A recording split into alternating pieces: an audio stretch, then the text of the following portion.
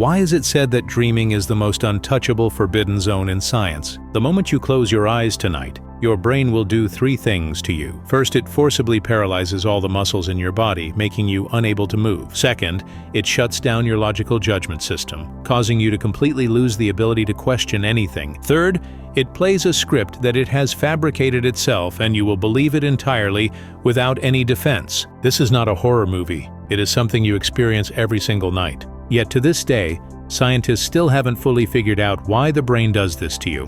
Even more strangely, when you wake up, most of the memories are immediately erased, as if someone were destroying evidence. In 1960, scientists tried to uncover the truth and carried out a bold experiment. They didn't deprive people of sleep. Instead, the moment a person began to dream, they were immediately awakened. After just a few days, the subject's conditions deteriorated rapidly: anxiety, irritability, and a complete inability to concentrate. Some people even began to lose the boundary between reality and hallucination. The experiment was forced to end early. What does this show? Dreaming is not an optional form of entertainment. It is a survival necessity for the brain. Before revealing the answer, I want to ask you a question. Have you ever dreamed about someone you haven't been in contact with for a long time? Not an important person, maybe a coworker from years ago, maybe an old classmate you no longer keep in touch with, or even someone you only met once or twice. But in the dream, you chatted happily like old friends. When you wake up, you feel confused. Why did I dream about them? We clearly haven't spoken for years. Scientists say this is just your brain randomly pulling material while organizing memories,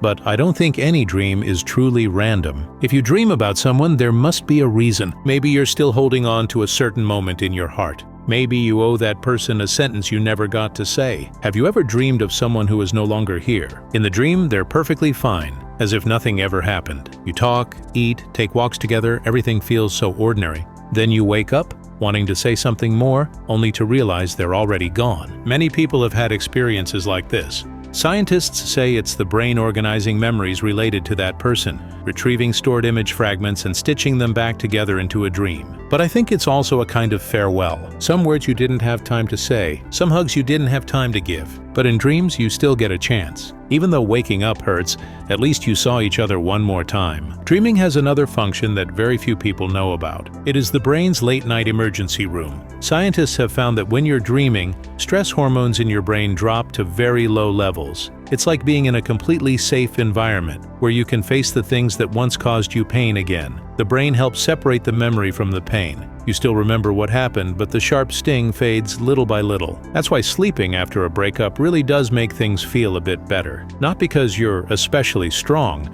but because your brain secretly treats you during the night. Those things you thought you endured on your own, your brain has actually been processing them for you all along. You just don't remember the process at all when you wake up. But the most magical thing about dreaming is that it allows you to meet your true self. During the day, we wear too many masks. We're one way in front of our parents, another in front of friends, and yet another in front of our bosses. But in dreams, the masks fall away. You do things you would absolutely never dare to do during the day. You say things you would never say out loud. You show feelings towards someone that even surprise yourself. These aren't made up at random. They're your real thoughts, buried deep in your heart. Dreams simply help release them. That's why sometimes you wake up blushing, feeling guilty or uneasy. It's not that the dream was strange, it's that the dream was too real, so real that you're afraid to admit it. In 2021, scientists did something that overturned our understanding. A research team at Northwestern University successfully carried out real-time communication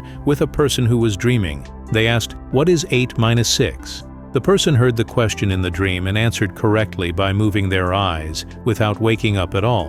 What does this mean? The version of you inside the dream isn't blank or resting. It is awake. It is conscious. It can hear, think, and respond. It is another you living in a different state of existence. So the question is, does the you who lives in dreams every night know that there is another you living during the day? Could you have truly met each other somewhere in a corner of a dream? Maybe you were never alone to begin with. The daytime you and the nighttime you take turns on duty, together forming a complete life. More and more, I feel that dreaming is the gentlest compensation heaven has given us. Daytime life is too heavy, mortgages to repay, bosses to deal with, relationships to maintain, strength to pretend to have. Every single thing weighs on us until we can barely breathe. But in dreams, all of that disappears. You can fly. You can return to childhood. You can meet anyone you want to see. You can freely be yourself for once without responsibility. Every night, we get a few hours living in a world with no rules at all. This is a refuge the brain has saved just for you.